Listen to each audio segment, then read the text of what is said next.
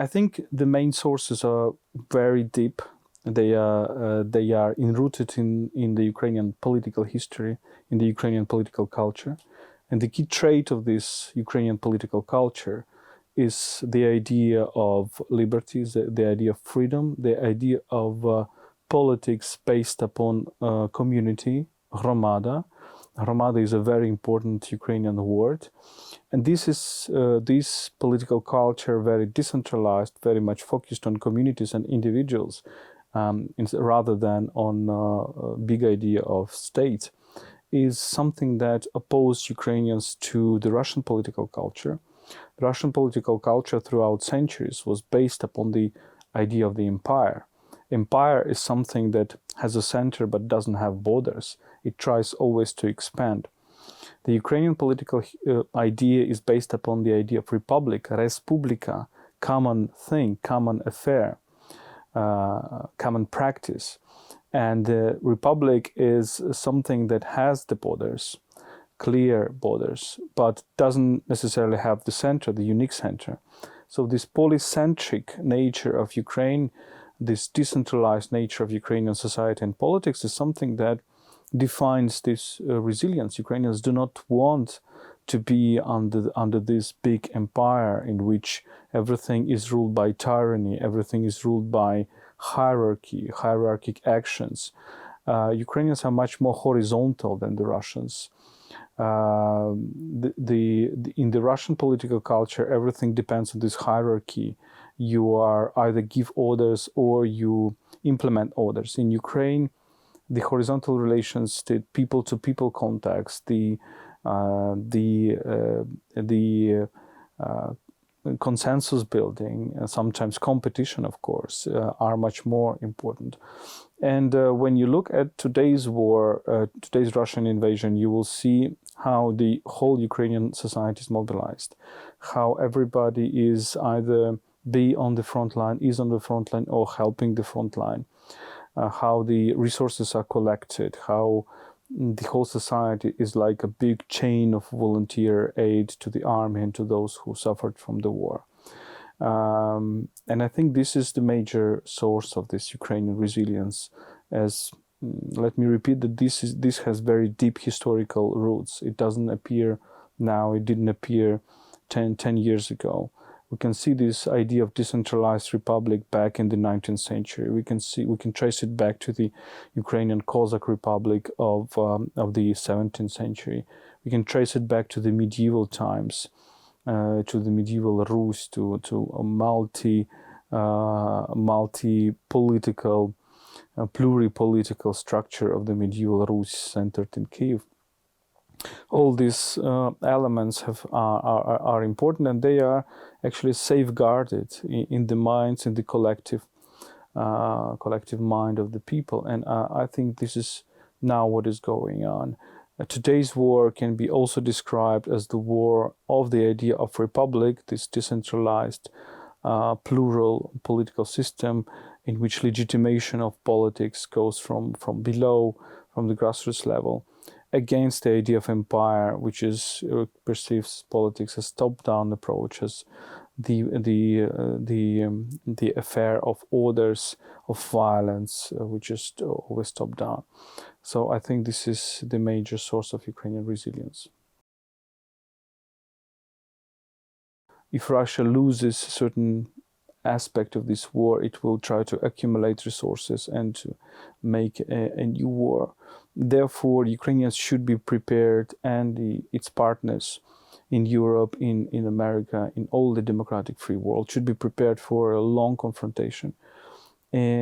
What kind of state, society should we develop during this time?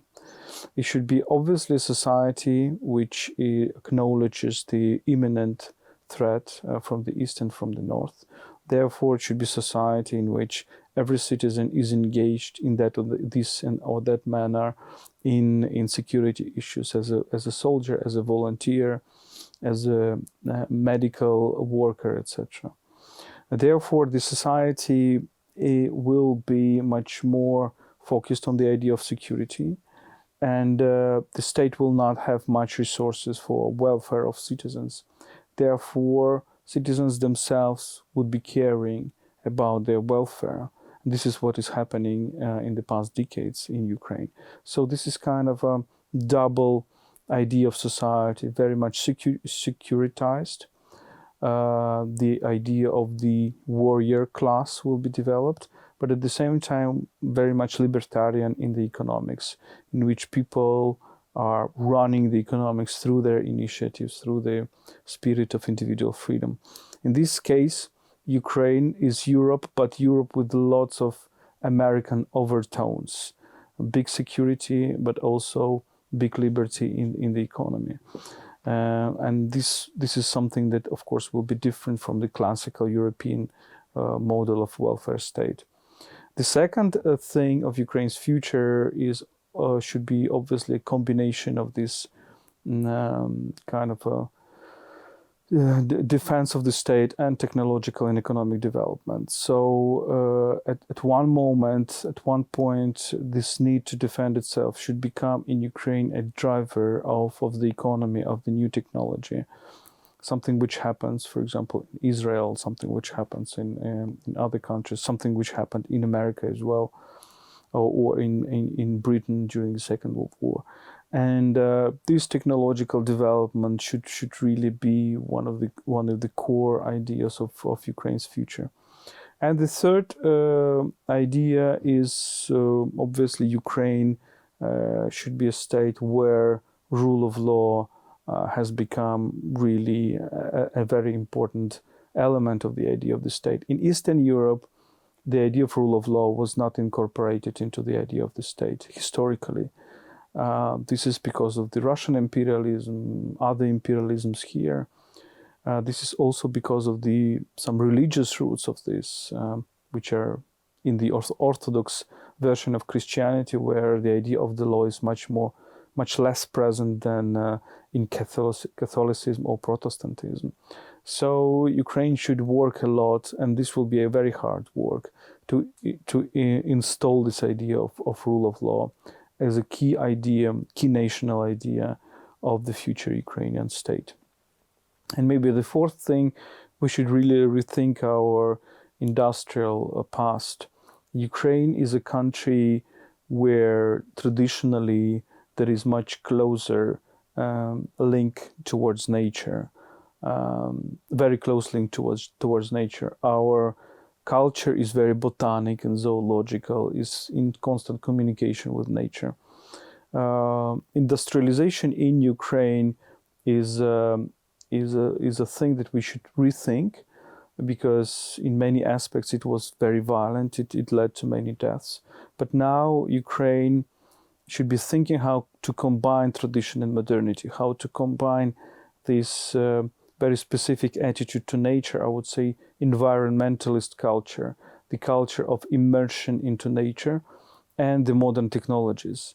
Ukraine, of course, is a country of big potential for food, for global food security.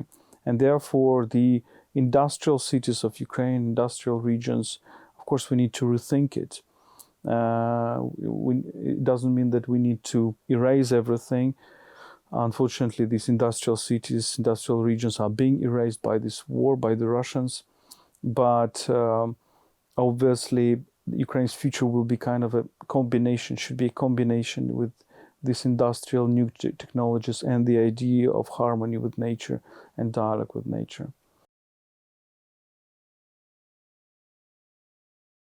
Well, starting from the beginning, I think first, of course, Ukraine needs to win this war, and all the resources, not only of Ukraine but of its partners in the West, should be directed there. This war will not be won with just one-off supplies of some military equipment.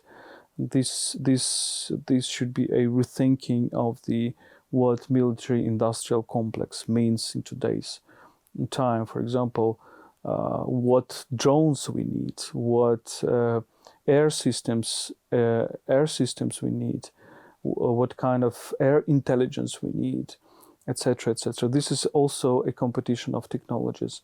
And here Ukraine has bright minds. It has also good partners in the West. but in many aspects it has still all very old institutions by the state which are not allowing this industrial breakthrough to happen.